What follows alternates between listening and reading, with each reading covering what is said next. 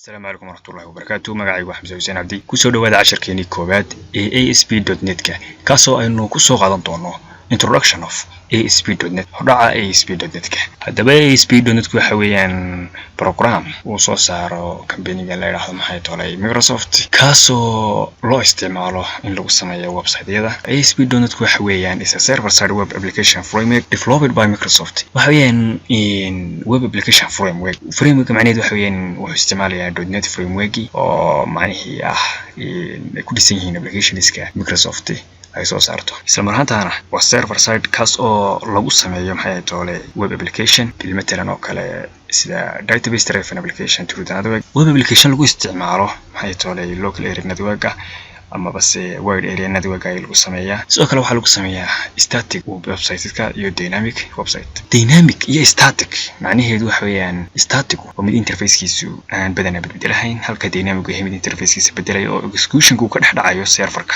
haddaba maxaynu u baahanahay si aynu u sameeyno casharo ah ASP.NET?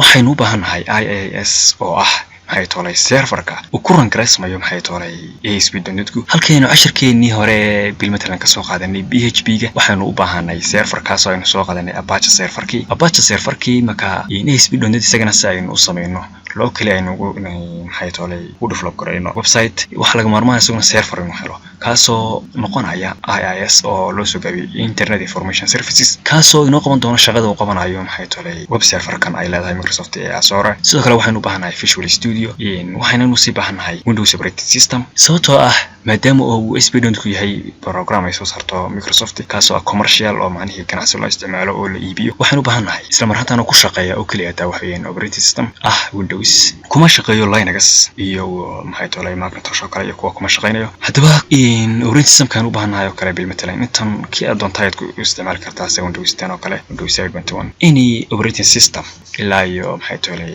Windows XP Professional waa lagu isticmaali karaa ay soo saarto company-ga Microsoft.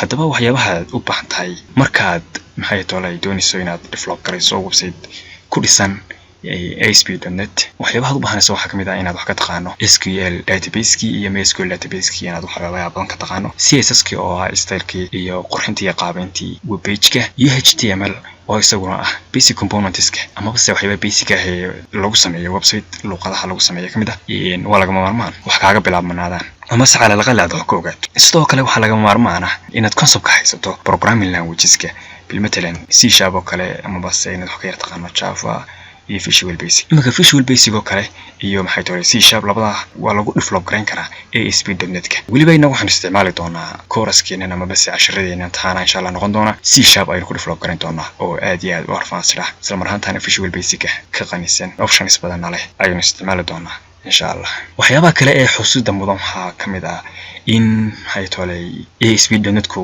uu ku dhisan yahay maxay tolay wax loo yaqaano command language runtime kaas oo qaabilsan execution-ka .NET frameworks applications oo dhan ha ahaato C# VB.